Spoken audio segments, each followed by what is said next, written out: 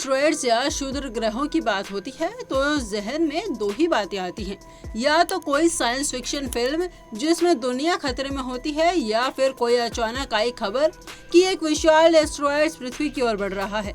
लेकिन क्या आपको पता है, हर साल हजारों नए एस्ट्रॉयड्स खोजे जाते हैं और इन पर लगातार नजर भी रखी जाती है। इन पर निगरानी क्यों जरूरी है? क्या ये सच में पृथ्वी के लिए खतरा बन सकते हैं, या फिर ये हमारे सौर मंडल और जीवन की शुरुआत के बारे में कुछ अहम राज छिपाए हुए हैं? आइए जानते हैं धरती के करीब आते 4 एस्ट्रॉयड्स की कहानी जो वैज्ञानिकों की खास निगरानी में है। करीब 4 अरब साल पहले जो हमारे सौर मंडल का जन्म हुआ तो कुछ चट्टानी टुकड़े बचे रह गए जिन्हें हम आज एस्ट्रॉयड्स कहते हैं। अब तक 10 लाख से ज्यादा एस्ट्रॉयड्स की पहचान की जा चुकी है। इनमें से ज्यादातर मंगल और बृहस्पति के बीच मौजूद मेन एस्ट्रॉयड्स बेल्ट में पाए जाते हैं, लेकिन कुछ ऐसे भी हैं जो पृथ्वी के करीब आते हैं और इन्हीं पर वैज्ञानिकों की सबसे तेज नजर रहती है। अपोफिस नाम सुनते ही लगता है जैसे कोई खतरा आने वाला है, और ऐसा माना भी गया था। साल 2004 में खोजे गए इस एस्ट्रॉयड को लेकर शुरू में आशंका थी कि ये पृथ्वी से टकरा सकता है।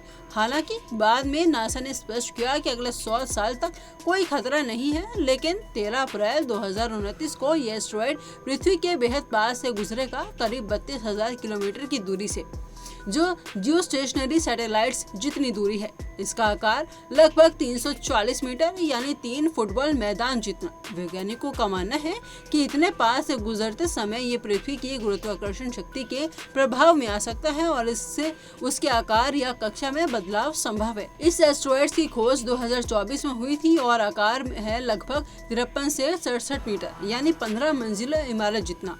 प्रारंभिक अनुमानों में 2032 में इसके पृथ्वी से टकराने की संभावना बताई गई थी। बाद में नासा ने इसे खारिज किया, लेकिन 3% आशंका अभी भी बनी हुई है कि ये चंद्रमा से टकरा सकता है।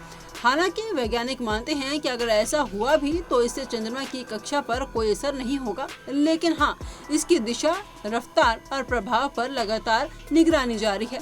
अब बात करते हैं एक ऐसी जोड़ी की, डिडिमोस और डिफॉर्मोस की। ये दोनों पृथ्वी के लिए खतरा नहीं है, लेकिन नासा ने इन पर एक बड़ा प्रयोग किया। साल 2022 में लॉन्च हुए डार्ट मिशन के तहत नासा ने डीमा 4 से एक स्पेस प्रोब टकराया था।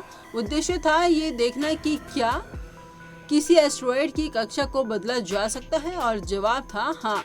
इस टकराव ने डीमा 4 की डिडिमोस के चारों ओर की कक्षा को थोड़ा बदल दिया, जो कि एक ऐतिहासिक उपलब्धि थी। अब इस मिशन के असर की जांच के लिए 2026 में यूरोपीय हेरा मिशन वहां पहुंचेगा।